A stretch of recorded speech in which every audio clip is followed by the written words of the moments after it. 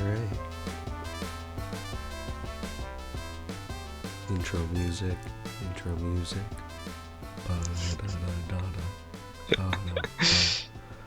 All Hell yeah. right. All right. Welcome to the Grodcast with young Greezy. Today our guest is Evan Four. If he would like to introduce himself, tell us a little bit about himself. Sure. My name is Evan Four, the fourth iteration. I live in Seattle, Washington. I am a environmental engineer. I build fish, um, and yeah, those are the highlights, I guess. And where did we meet? Oh, we met at in grad school. I was doing a master's program in Berkeley. Um, Greasy, sorry. Should I? No, it's okay. I don't know how to turn my name off, so they'll know. Yeah. Okay, cool. Greasy was doing PhD, and I was doing a master's, but we shared classes. So, yeah. Why do you care about fish? About fish. Yeah. Um, I grew up in Seattle, and it's a big issue here. So I kind of always heard about them growing up, and right now for like environmental projects, there's a lot of funding in the type of work I do. So if you want to get involved with like environmental projects for work, it makes a lot of sense to do these. It's not necessarily the area that I studied, but it's nice to be involved with like large scale projects like this. So, yeah. Mm. So you trust the Seattle government, the local gov? I work for the county, so in a way, I am those people. I don't know King if I trust County? us though. King County, yeah. Yeah. Well, thanks for that, I guess. No So problem. each episode I'm gonna try and ask each guest the same 6 questions. And so why don't we just start off with the first one? Um, Sure.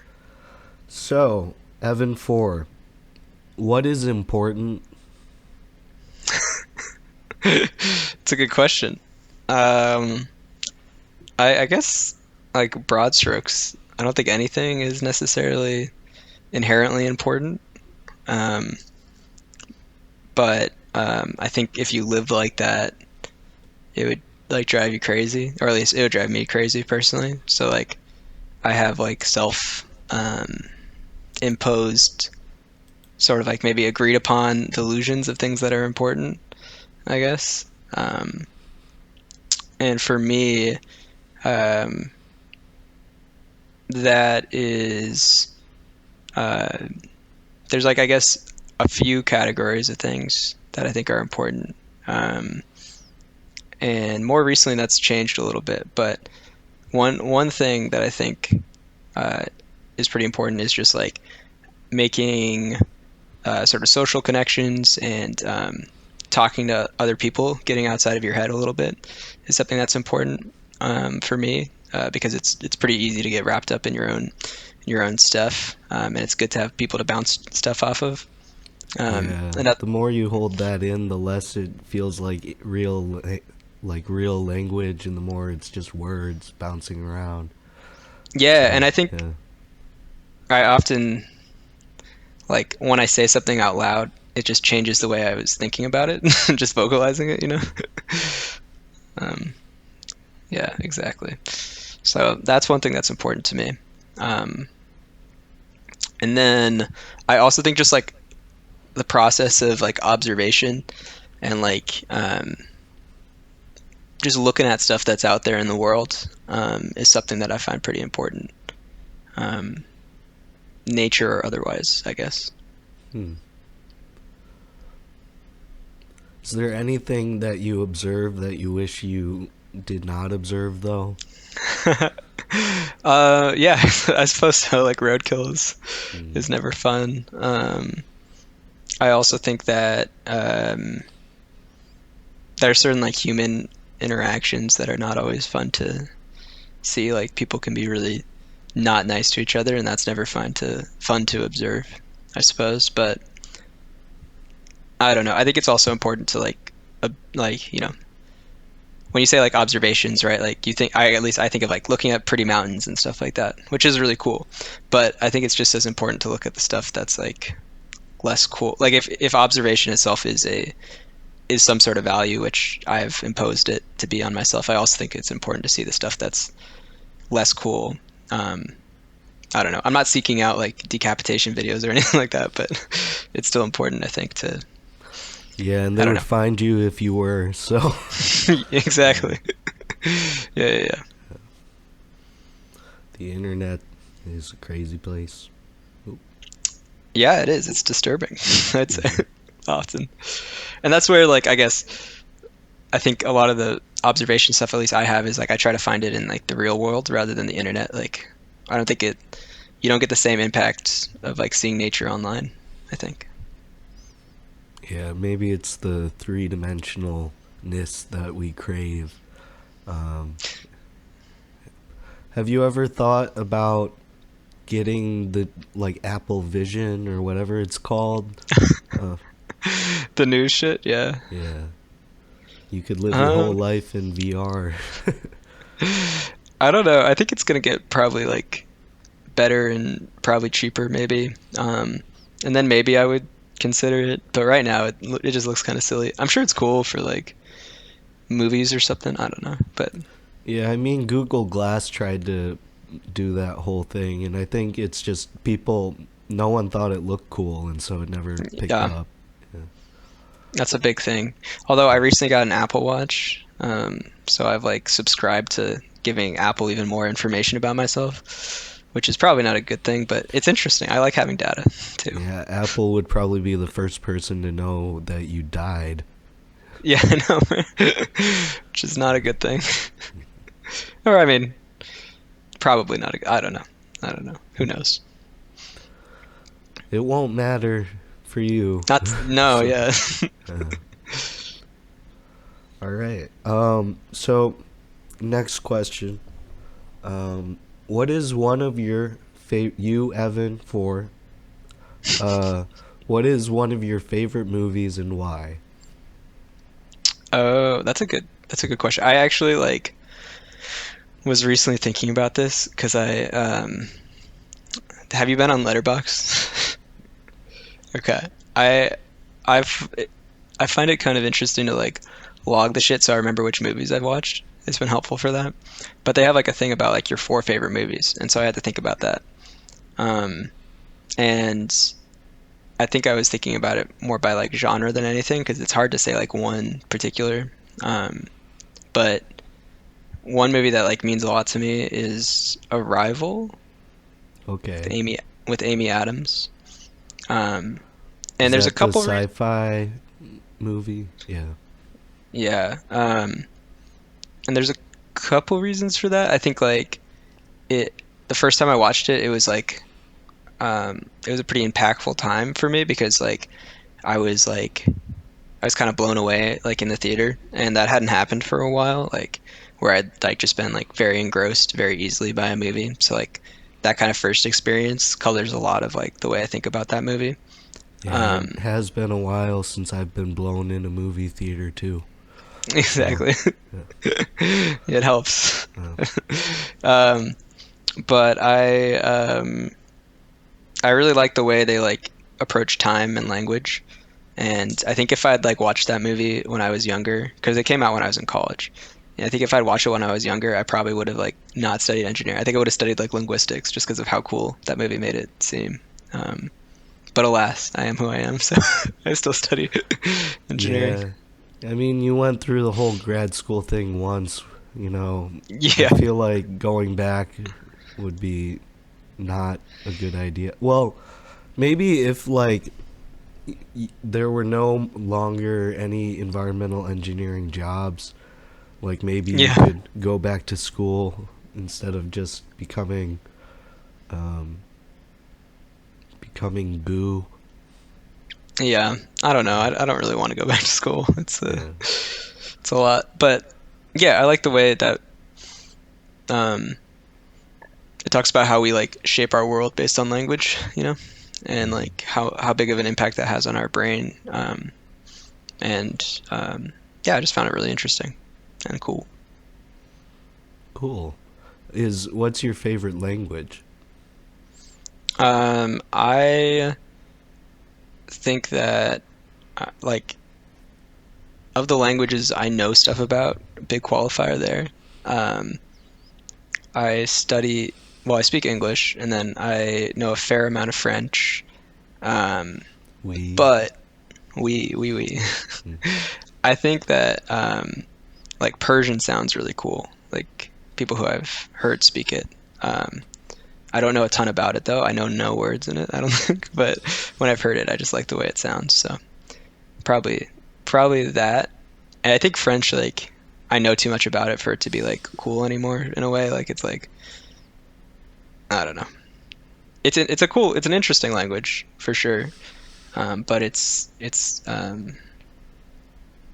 kind of commonplace for me right now, I guess. I suppose. And you need like an elite language to immerse yourself in. Yeah, I don't know. It's more just like I think languages are coolest the less you know about them. Maybe is like something for me I've found. Do you feel like that translates to a bunch of other things? Like, are things just cooler the less you know about them? I think they seem more magical, right? The less you Mm. know about them, and that kind of sense of wonder is appealing. And I mean, you can get more like the more you learn about stuff, but sometimes some of the magic goes away, and that makes it less fun. And you kind of realize how little everyone in the field knows, and then that's just kind of depressing sometimes. So, yeah, Yeah, when do you feel like, because growing up, you start as a baby and you don't, everyone else is just not you. And yeah, then as a kid, your like nature is defined in opposition to what you will be eventually as an yeah. adult. So like, I mean, the legal age is 18, but like at what age do you feel like you were like, yeah, I'm really not a child anymore, you know? Um, If it has happened. yeah. Yeah. No, I get you. I was reading this book actually. Shirley Jackson is like a really cool author. She wrote Haunting of Hill House and We've Always Lived in This Castle. And I liked her a lot growing up, or like when I was a teenager. And I remember reading. She has this other book called Hangs a Man, that's all about this like woman. Well, I guess she's kind of like a girl going to college, and it's like kind of a coming of age story. Um, and there's a line in the book where it like is talking about the first time she became conscious, Mm. and it's like describing it as like she was like I think like 15 was like the first time she was like actually aware of stuff, and I found that to be like really interesting, especially because I was reading it when I was like 20 or 21 or something like that. And I was like, oh, like that's such a interesting way to describe that, right? Because like when you're like young, you're still like a person, but like it's like there's like a certain time where like a different level of awareness kind of kicks in.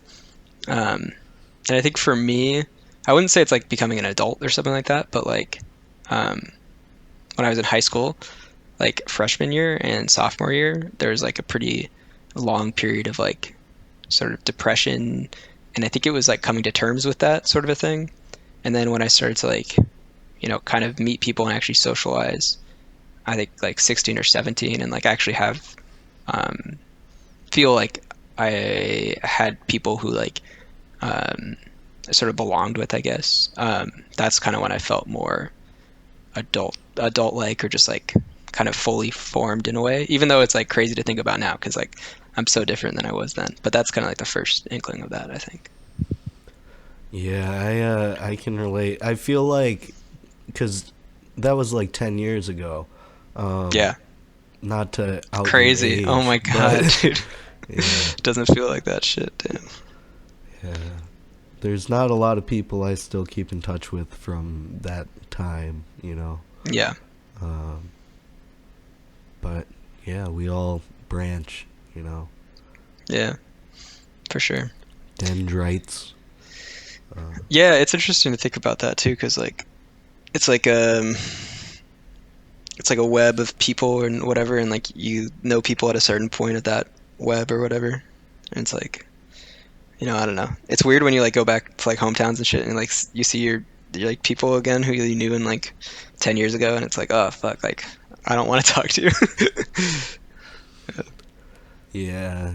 I I feel like the people who I do want to talk to I see every time I can, Yeah, but like there are a lot of people who just don't come back to their hometown when I'm there, and so yeah, it's weird to think about like where all these people who I haven't seen in the past 10 years are now. Um, yeah. but so it goes, you know. All right. So question number 3. We touched on this a little bit earlier, but why do you do what you do? Mm-mm. As in like generally or like work wise, Open ended. Yeah. open ended. Okay. Um, hmm. I think like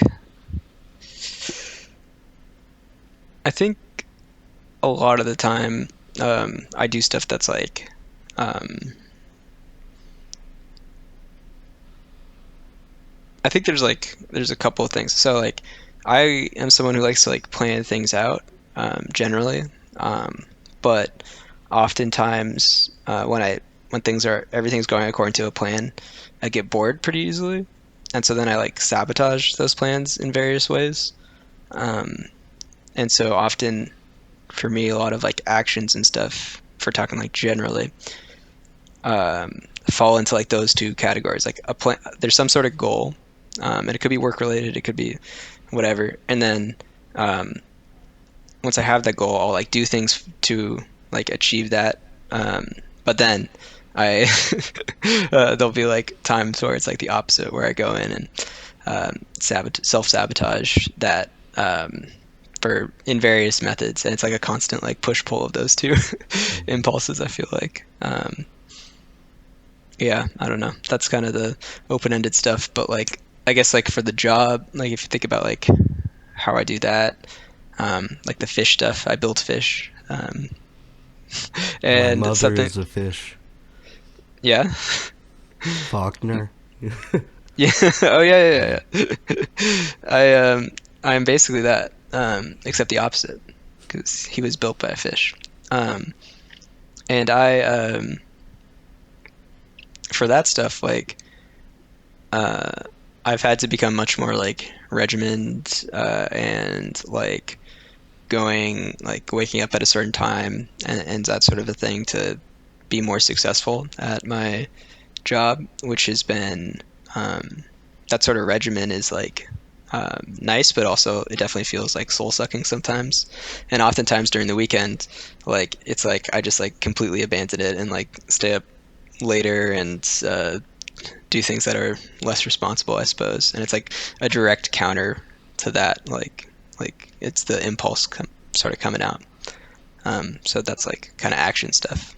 Um, but yeah, You could think of it all as scheduled then in that way. If you're like, yeah, during the week I plan to be scheduled, and during the yeah, weekend is chaos, but it sounds like you're aware going into the weekend that it's not going to be like planned, yeah. organized, you know.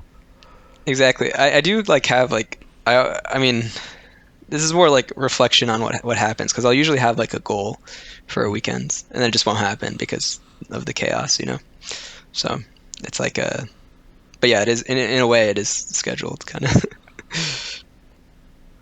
Yeah, you need to like every now and then store that chaos into like a chaos emerald of some sort.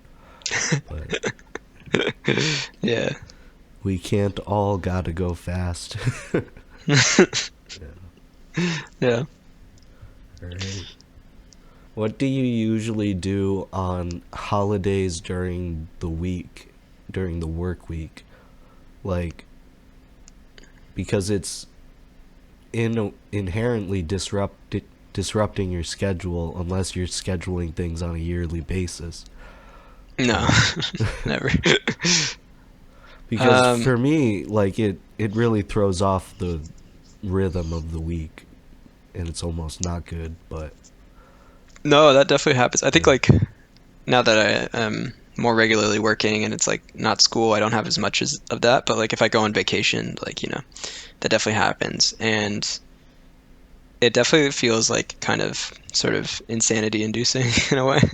And I feel like I need to be doing something or I need to have like some sort of regimen during those days. And I think it leads to a lot of anxiety often of like, I feel like I'm not doing enough. I'm not filling the day, even though it's good to just have time to relax, I think. Part of me yeah, just doesn't believe that, it seems like. Um, yeah, and maybe I just need a, I don't know, regimen relaxation, but that just sounds exhausting. oxymoronic, you know. Yeah, yeah. Hmm. How? What do you feel like this rhythm works well with your significant other? Um, yeah, I think more so now that we line up on work schedules, because for a while she was like bartending more, and so then our work schedules would be like the opposite, and like she'd work weekends and stuff like that, and that was kind of like it wasn't bad, but like it's much better now that we like line up on that stuff and we have like downtime together and everything. Like it's much more fun, I think. Hmm. Cool. Yeah. Uh, it's destructive interference in terms of your wave lives when you're Yeah, working exactly. opposite schedules. Yeah. Yeah. All right. So, question four: what is one of your favorite historical figures and why?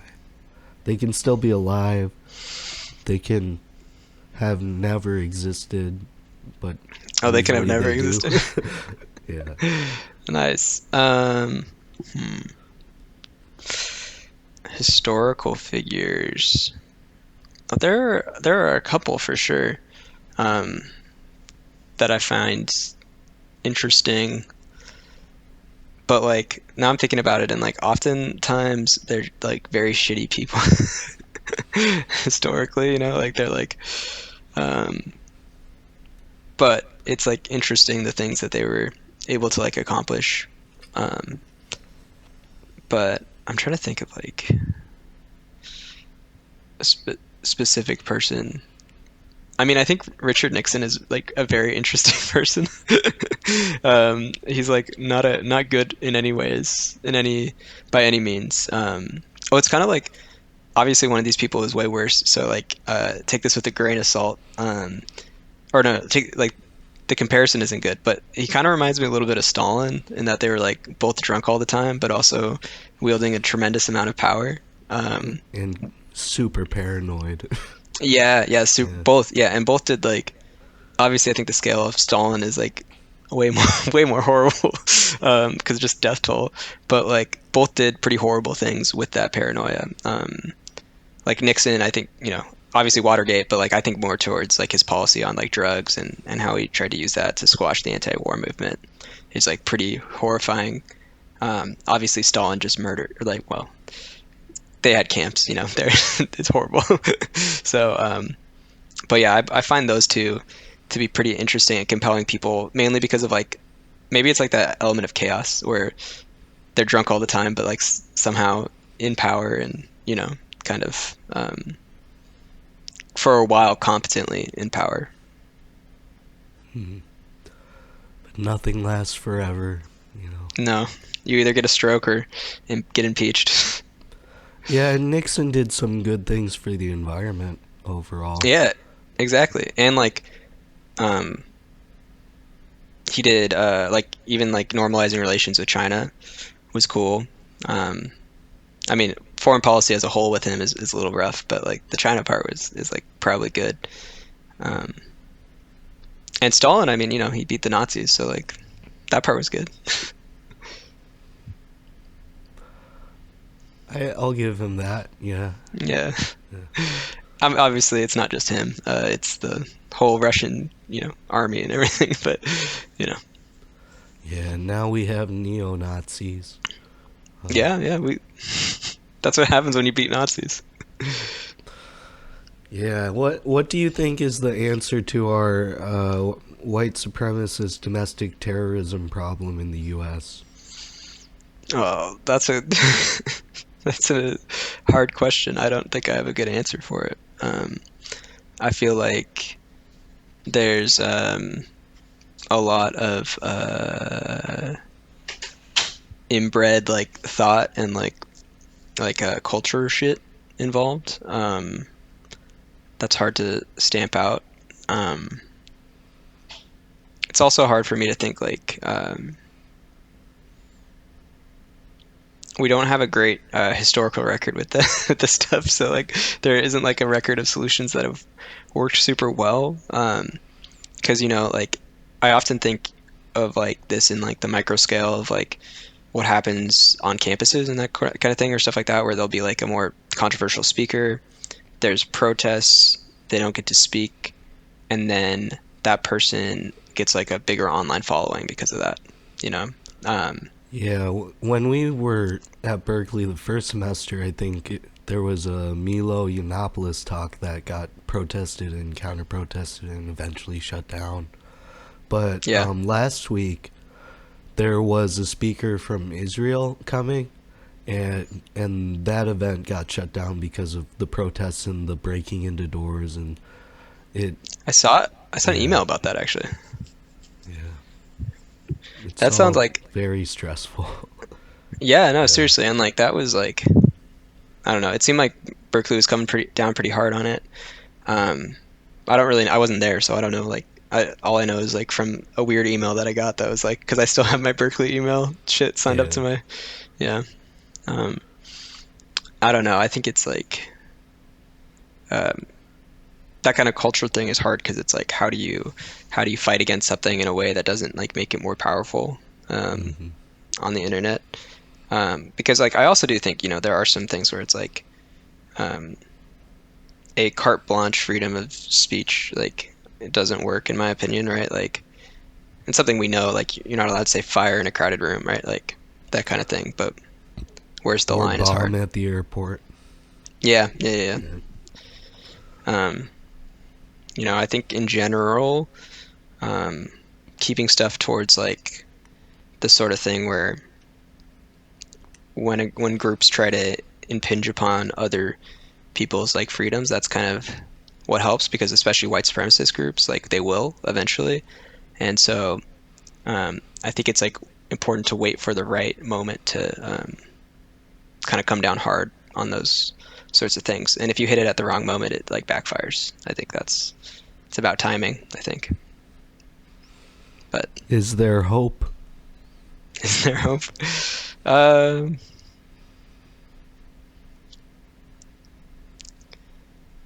there's a lot of reasons to not be hopeful um, about large scale stuff, which is really important because it's easy to ignore until like a large scale tragedy or like massive sort of event happens. But it's hard as an individual to impact any of that stuff.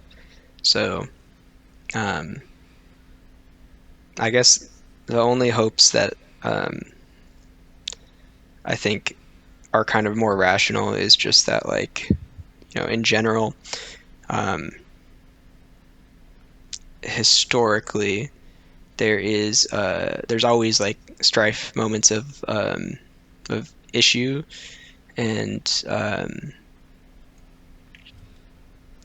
historically humans have been able to rise to many challenges. So I don't know. It's hard like with current problems like the environmental problem or just like you're saying white supremacist terrorist groups like those are issues that haven't been really solved historically in many ways like I kind of mentioned. So it's hard to be hopeful, but um, I do think being hopeless is kind of a self-fulfilling prophecy. So um, I try to not do that, or even if I'm feeling hopeless, still try to find ways to continue working or like doing things that I can for the issues I care about, I guess.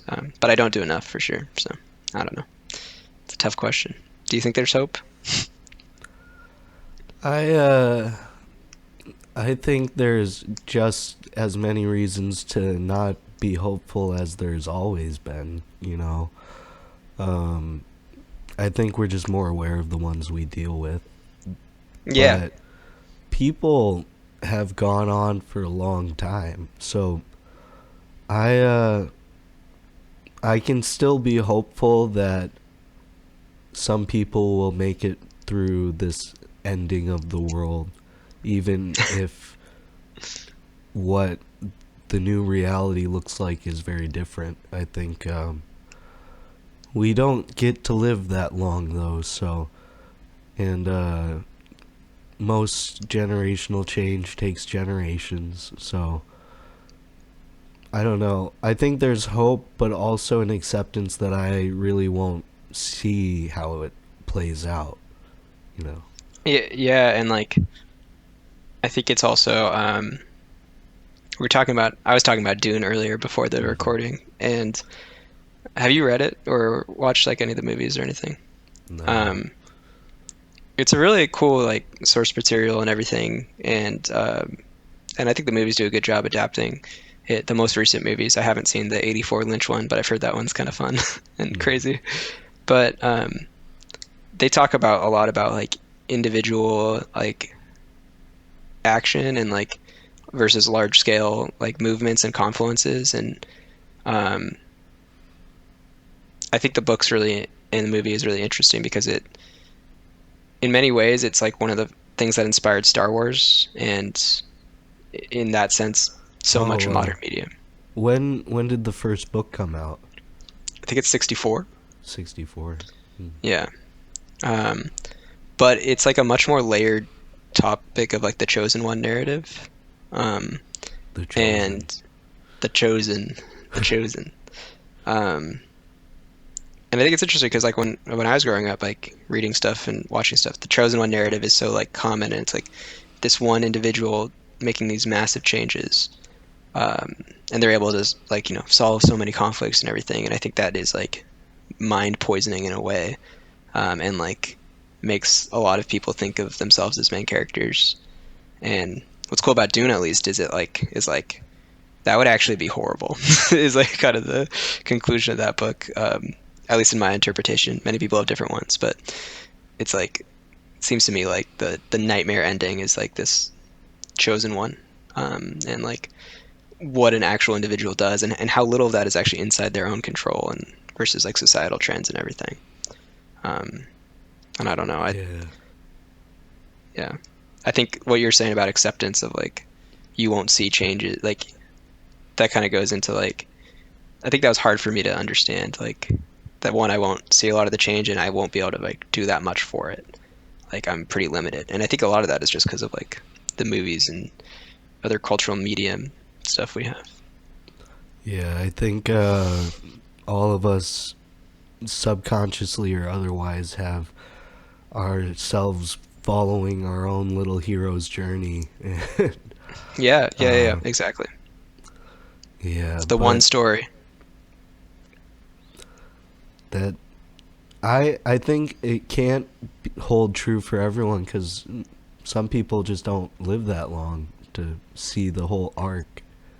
Yeah, And no, I'm really interested in what like the villain's journey circle would look like because I think most villains really believe in what they're doing. You know, it's just we disagree on like what is for the best, right? yeah, Uh, yeah. I mean, I think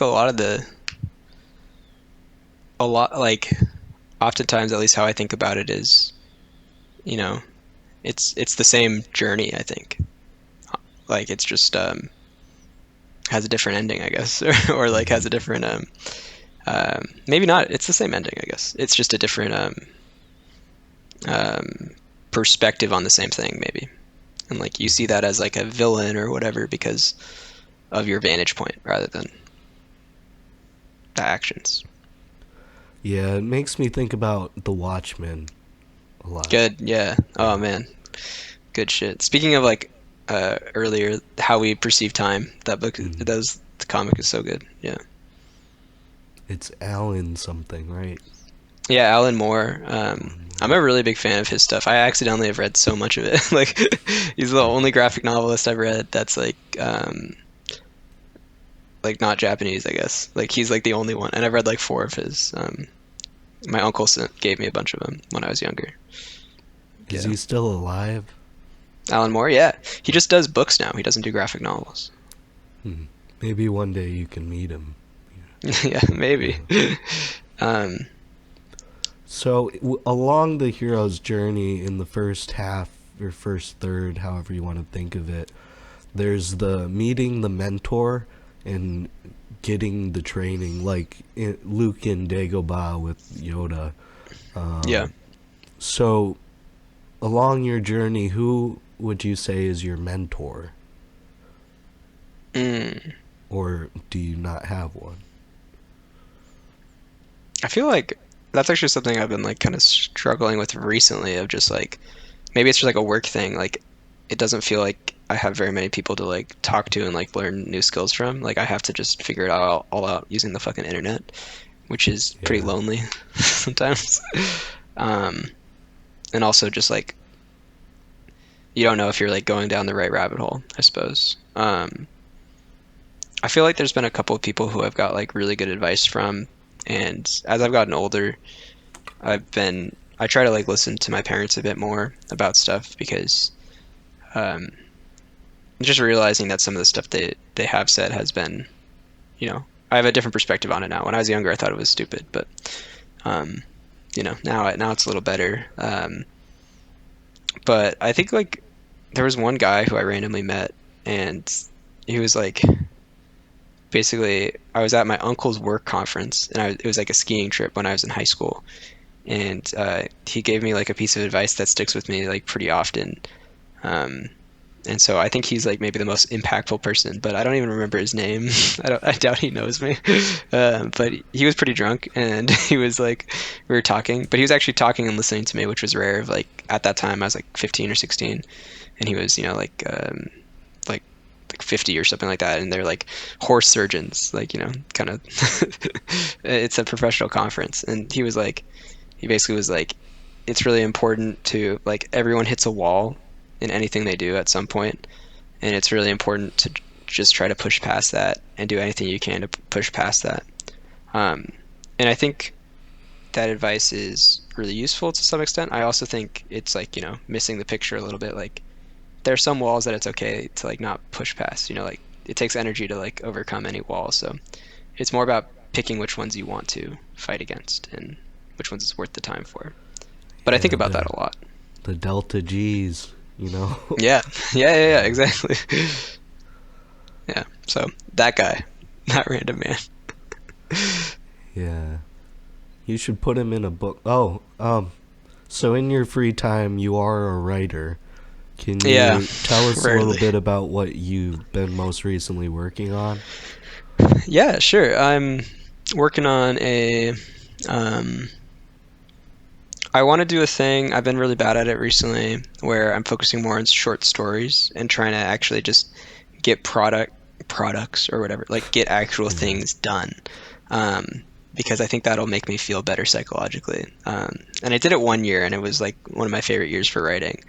Um, and so recently I've been wanting to just like explore an idea of like just like how can we make something that is like meant to be consumed as like a written thing and like has like a lot of impact in its like form rather than oftentimes I think about stories, and the easiest way for me to produce them is writing them because it's like basically free versus like getting a film crew or whatever. Like that's and I don't know how to like take pictures or anything like that.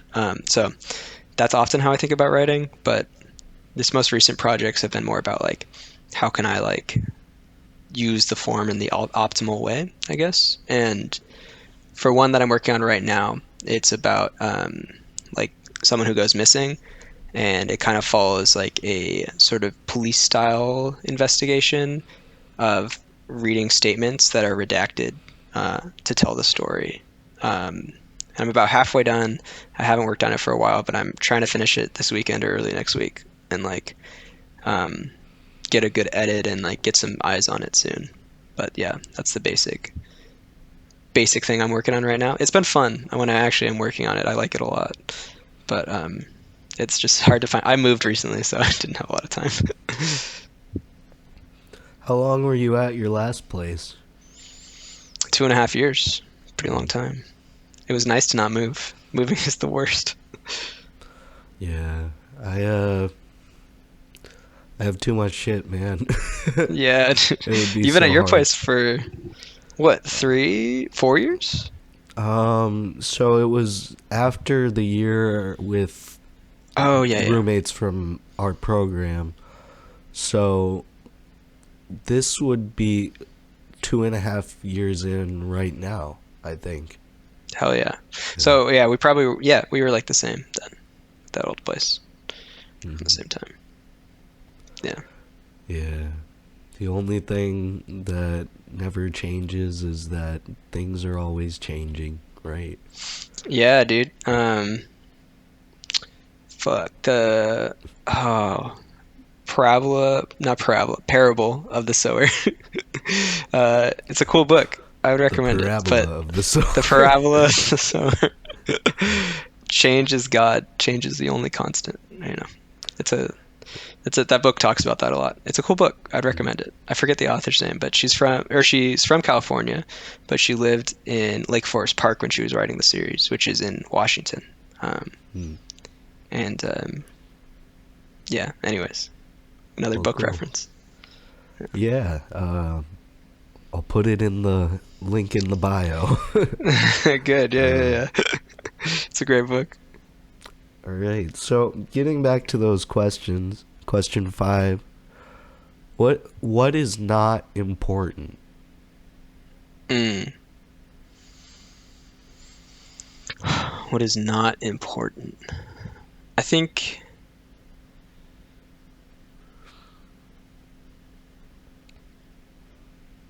I think that it's a definitely a personal thing, right? Like I definitely think things that are not important to you can be really important to other people, and that doesn't mean it's any like there's no again nothing is important in a way, so it doesn't have a value judgment. Um, but for me, I think something that is um, not important. Um, I think time is something that I value not a ton in terms of punctuality and stuff like that. Um, there's a level of importance to it, but I think being or like I'm not a military. I didn't have a military background, and I know people who have military backgrounds, and they care a lot about time, and I don't, Hmm. and like being on time and that sort of thing. And that definitely bothers people sometimes, but for me, I think I'm okay with that bothering people a little bit. Like I think to an extent it is important and you need to know your audience, but I'm most comfortable with other people who are also like very graceful of being on time to things and that sort of thing. um, I don't know. It does matter, but I think it doesn't matter to me very much, I guess, is Hmm. like um, that's that sort of thing. What else is not important? Um,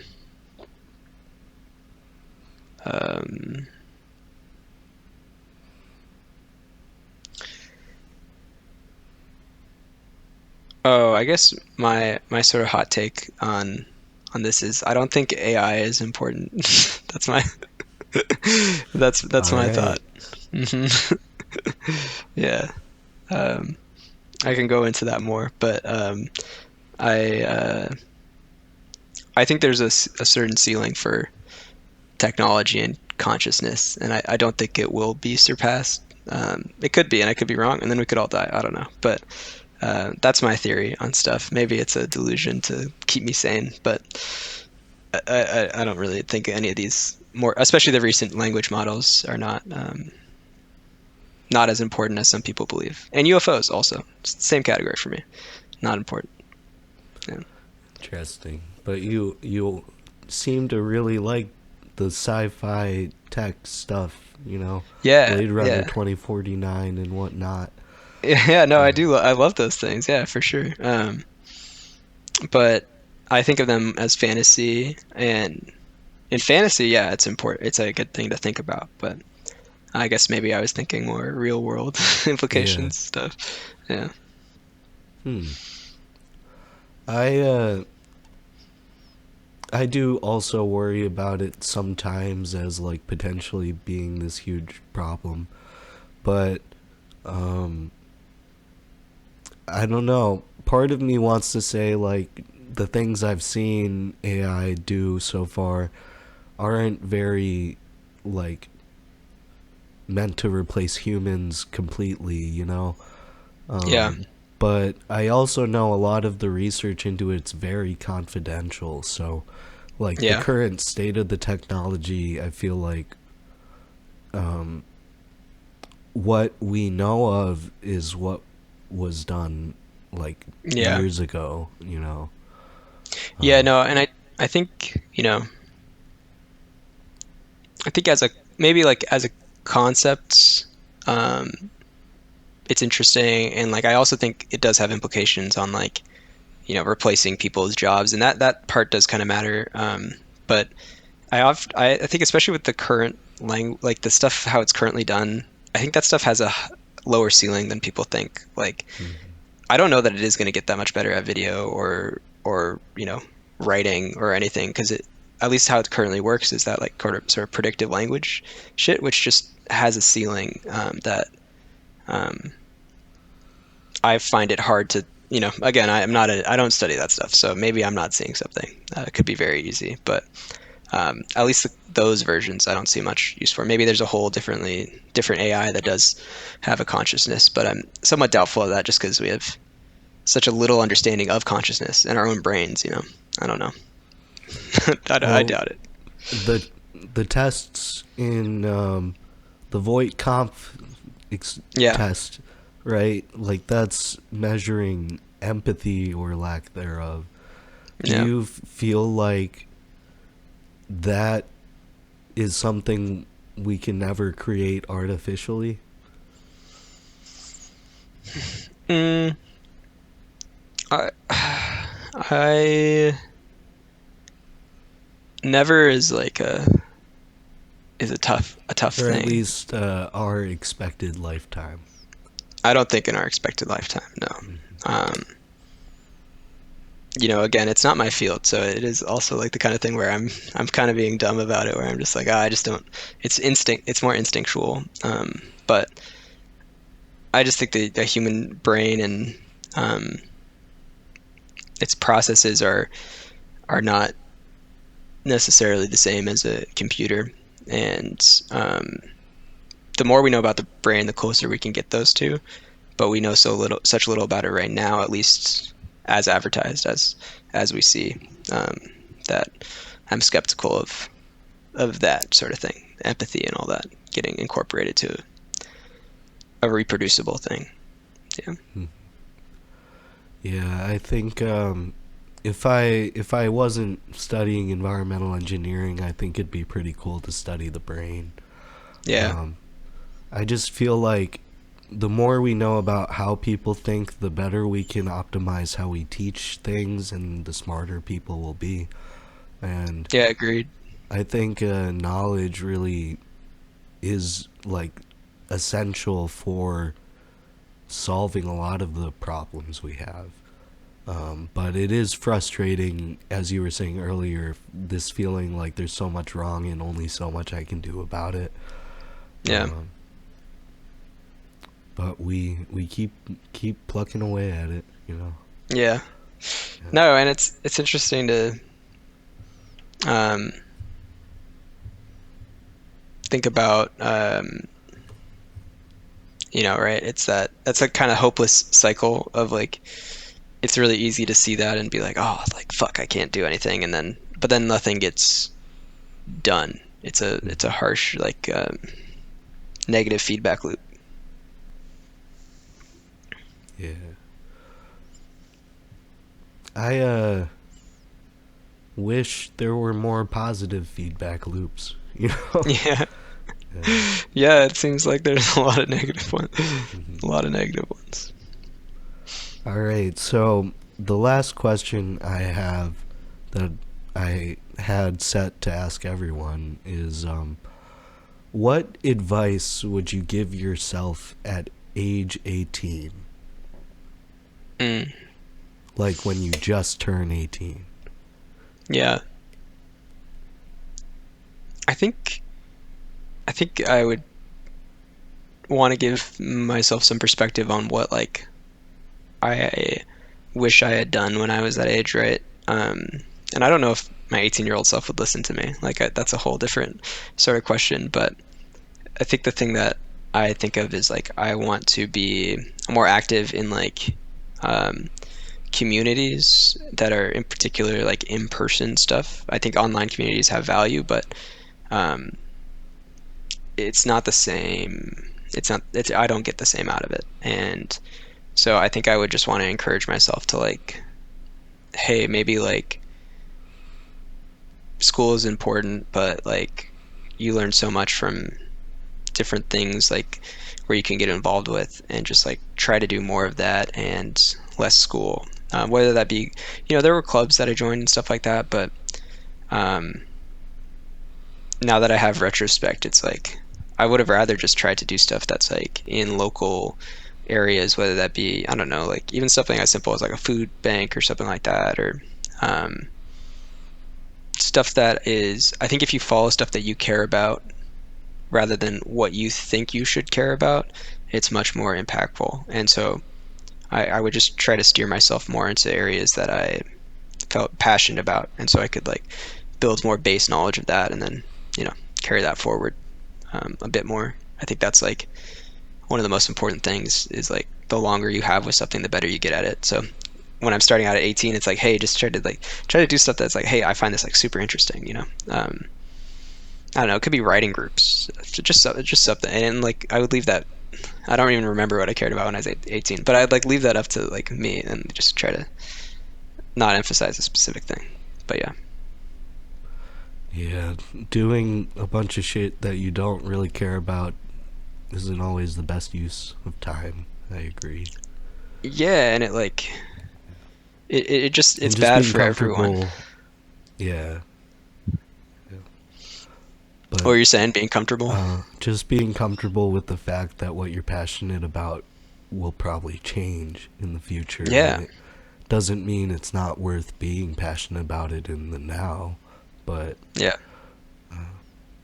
time, change, importance, it's all connected. Yeah. yeah, yeah, yeah. And like how we um it also just because you give up on something doesn't mean like it wasn't valuable, that sort of thing is important. Like you get right, a lot of things matter like in terms of time and everything. It's like the most important thing is often the present because it's actually there. And so if you're getting some sort of enjoyment about it out of current present and then you stop, you don't have to force yourself to keep going. It's about those walls, right? Like which walls it's actually worth fighting for. Um, but usually if you follow like a passionate mindset and like, just kind of think about like, oh, do I actually want to keep doing this? Yeah, that kind of stuff, I guess. Word. So, Word. we're running a little out of time. Is there any final thoughts before your end? Um, I think, oh yeah, one thing I had, wait. Okay, so we're talking about those negative feedback loops and stuff. I was just kind of thinking about it. Do you think that's kind of like just like a negative feedback loop is just another way of saying like things tend towards chaos? Um, I think it's a specific type of tending towards chaos. Um, because there can be no outside protrusion that triggers the cycle of entering chaos, whereas negative feedback loops usually involve something pushing you out and out and out, you Yeah, know, yeah, yeah. but sometimes you can just drift out. Um, Yeah. but I do agree that everything tends towards chaos just because Yeah. that's entropy, right? Yeah. Thermodynamics. Uh, Thermodynamics was always a very like philosophical class, though. Yeah, I know. Uh, It's crazy. It's philosophical with math, though. mm, Like, interesting combo. um, so yeah, I guess we'll wrap up. But this was the Cool. Grodcast. Thanks for being here, Evan Four. Uh, where can the people find you? Oh, dude, like nowhere. I don't know. Yeah. I got to think about that. Maybe one day I'll publish some stuff and I'll have somewhere to be found. But right now I'm a void creature. I'm a ghost online. I A don't have wraith. much. I'm a wraith. Yeah, yeah, Yeah. yeah. If people really want to find me, they can reach out to Greasy, and then Greasy can get in contact with me. But Yeah, but then I get 10%. So, exactly. Yeah, yeah, yeah. yeah. All Hell right. yeah. Well, thanks for being here. Yeah, thank you. Appreciate it. Peace. Peace.